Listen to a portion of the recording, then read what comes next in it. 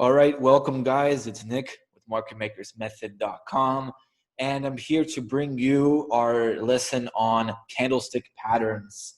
So I know I talked about them a lot. Candlestick patterns, you probably know about them if you're a little bit familiar with Forex and trading. If you're completely brand new, that's all right. And we're gonna basically dive into candlestick patterns, and I'll let you in on a secret. Even though you learn about reversal candlestick patterns, continuations, candlestick patterns basically are useless if they are not seen in the right market conditions in the right time of the day. Okay, so identify these candlestick patterns in the wrong market condition, they are completely meaningless. Okay, so I'll go into that. Certain candlesticks at the low of the day, high of the day, as follows. We have spike candles, we have spinning tops, doji candles, railroad tracks, high test, low test candles, morning stars, evening stars, and vector candles. So those are just some of the most common type of candlesticks that will occur when we see our M&W formations. And like I said, these are only useful when they are in the right time, right, during London or New York stop hunt. That's when they are only effective. Otherwise, they're meaningless. So let's kind of go into this a little bit here. So right here, this right here is our tweezer tops. This is when two pins are basically the same level, and they reject both off of like that. And then they can be kind of like a, like a spinning top or bearish top right here, where it's a small body and two tweezers like that. Now, let me move this over here, down here. Okay, these are our railroad tracks, not railway tracks, they're called railroad tracks. And this is when we have a complete embody of this candle. So if this candle is bullish, then the next candle completely closes all the way below this candle. So this is a railroad track right here. This can be both to the vice versa. It can be first a big bearish candle. That's my bearish candle right there. I'm a great artist. Let me actually make this. Okay, you understand that. That is a bearish candle. And then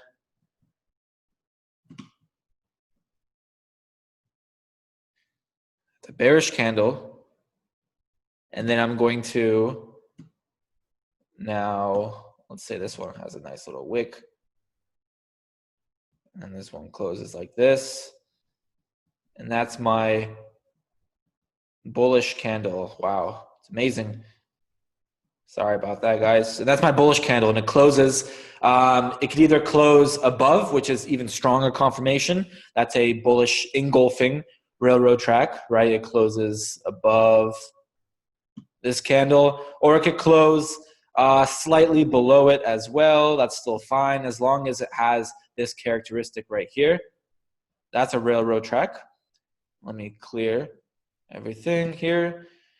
These are spinning tops and spinning bottoms, simply a small body, and we have two long wicks to either side. Evening star pattern, we basically have small gap up, small gap down right here. We have a little bit of space in between. Doesn't really have to be too much space, but most importantly, what we have is this characteristic of a bullish candle. Then we have a small little doji here, or spinning top. And then we have a nice bearish candle to close. And the same thing for a morning star, it's just the opposite, right? We have nice bearish candle to the downside, and then we have a, look at this, this is kind of like a small little hammer doji, small body, and then we have a nice bullish candle to close in above it. That's a morning star and evening star. Then we have a hammer.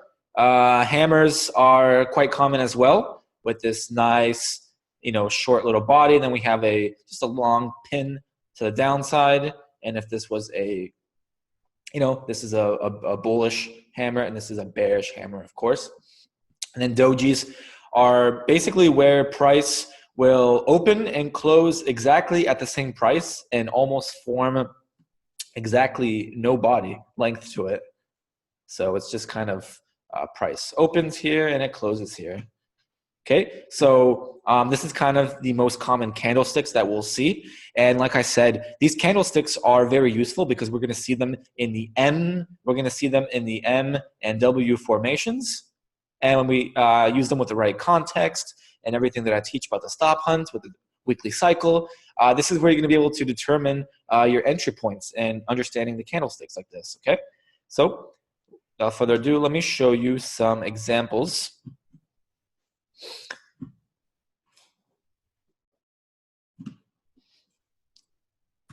Okay, so first candle right here this is a doji right here. There's a doji, and then we have a nice bullish hammer right here to give us that second leg, and they pin down, grab the orders just below the first leg, grab any pending orders that they had there, hit the stops a little bit.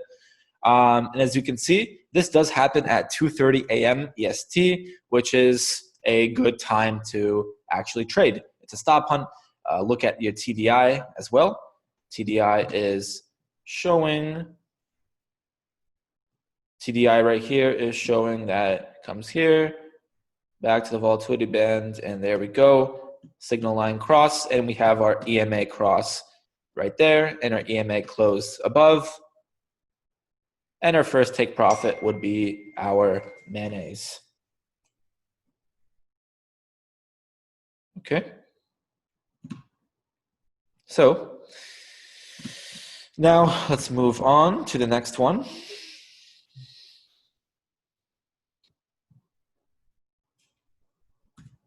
Okay. Let me clear up those drawings there. All right. So first, let's identify this. Look, peak formation, shoulder, head, shoulder. 1 hour time frame probably identifies that a lot easier.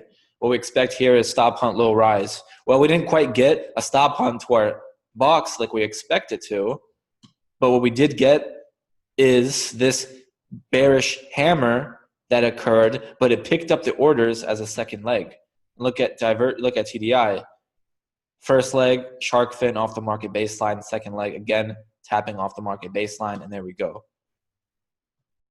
EMA's crossed over there. Price closes above 5 and 13 EMAs, and we're off. Okay.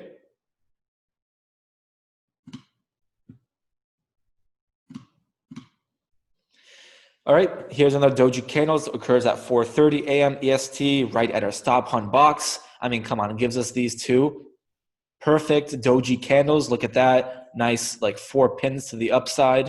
This is definitely going short. Market makers grabbing orders. They're taking their time right here with the M formation.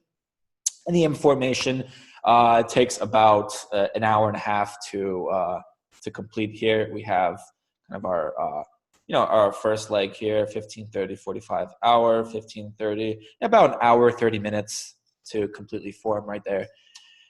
With the M formations, W formations, if basically I'll show you the timing element with the M and W formations. There's a little bit of a way to look at them, but other than that, you see everything else here. TDI, I'll also been back inside 68, 63 at the extreme level. And our take profit is going to be the 50, the water, and then the 200 EMA, which is the mayonnaise. Okay, so okay, so coming here, look at this. This is New York session. This is going to be kind of the latest that you would be able to take a trade. This is like halfway through New York session. But what we did have is a lot of confluences here.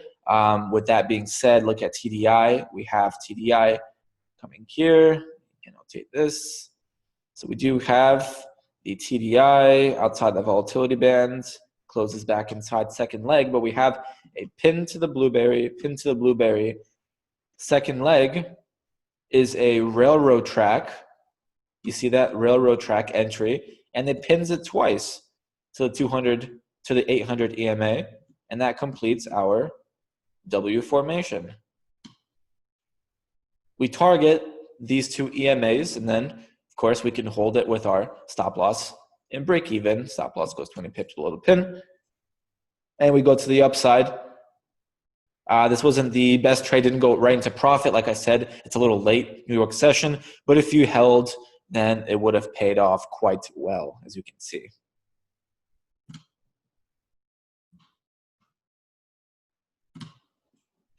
Right, here we have right at the beginning of the New York session. This is at 11 a.m. Eastern Standard Time.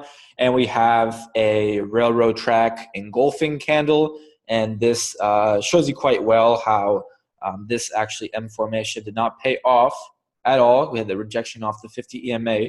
Came back here, extended the stop hunt. And here we have our engulfing to the downside.